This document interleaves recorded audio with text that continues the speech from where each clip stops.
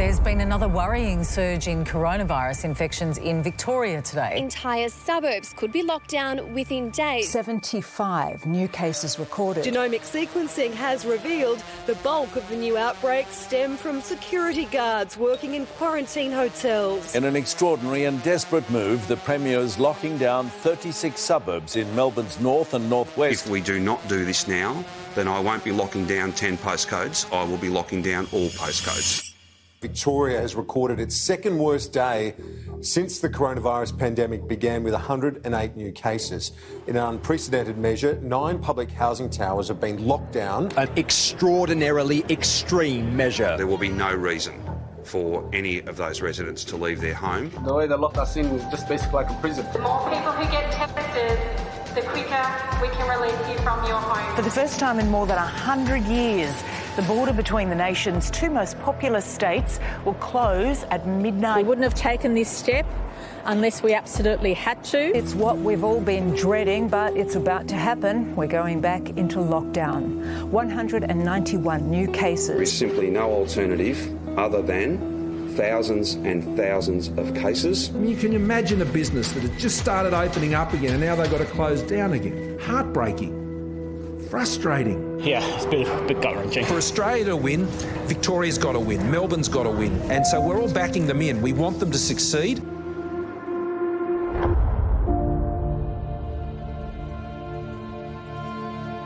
I want to see my mum. Some of the stories we've seen are unacceptable, and I wouldn't want my mum in some of those places. It's a disgrace. It's a national disgrace.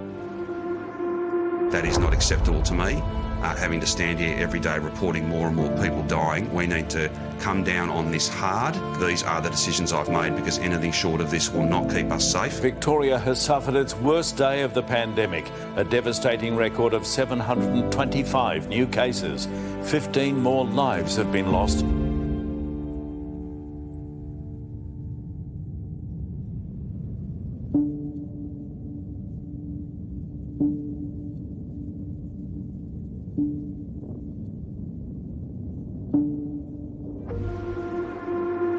This has to be the biggest public policy failure by a state government in living memory. Victorian Premier, out of control. He is destroying Victoria's economy, that it's so bad that he will now provoke civil unrest. Melbourne Stage 4 restrictions have been extended by 2 weeks. These are the most extreme circumstances, arguably, in Australian history. Melbourne's lockdown is 4 weeks longer than Wuhan. The bloody-mindedness is unforgivable. The stubbornness is unforgivable. Making it up as he goes. He is not a leader, he is just a Liberal, because all he does is play politics in the midst of a global pandemic. Melburnians have spent their last night under curfew as Victoria winds back coronavirus restrictions. It comes as the state records just 14 new COVID cases. The last time the case numbers in Melbourne were that low was the 22nd of June. Victoria has returned back to 0 coronavirus cases. Another 0, no deaths, no cases for the second day running. Victoria has recorded a third day of no coronavirus cases.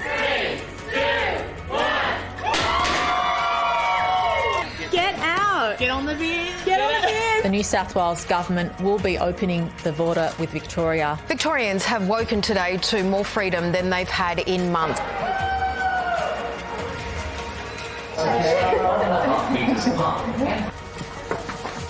For the first time in months, there are 0 active cases of coronavirus in Victoria. From the 1st of December, Victorians can also come to Queensland. Shortly after midnight tonight, 12:01, our borders will open to Victoria. To some exciting news here in Victoria, the state has recorded 28 consecutive days of no new cases of Covid-19. Victoria has officially eliminated coronavirus. So this means the state has achieved what's widely known as the official benchmark for eliminating Covid-19 from the community. It's brilliant, absolutely brilliant, yes. Congratulations, Daniel. I think it's a wonderful job, and congratulations, Victoria. We mark the 28th day of 0 cases across our state. That is something that all Victorians should be fundamentally proud of. Thanks, boys. Chin, chin. Wow. I got goosebumps. I can't believe that movie that we just watched. I just lived through that. And I tell you what, it felt a lot longer than that.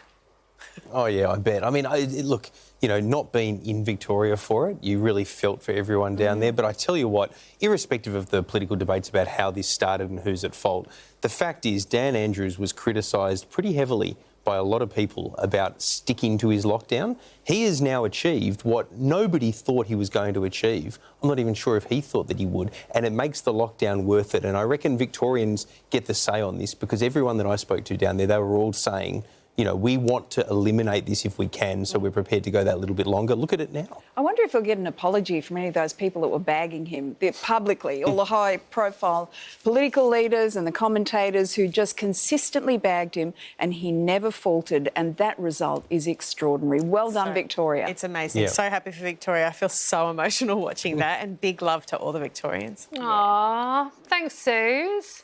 So, with so much content online, it's sometimes hard to keep up with it all. And let's face it, who has the time? The Project YouTube has you covered with the stories that matter. Hit subscribe for a daily list of the news that you need to know.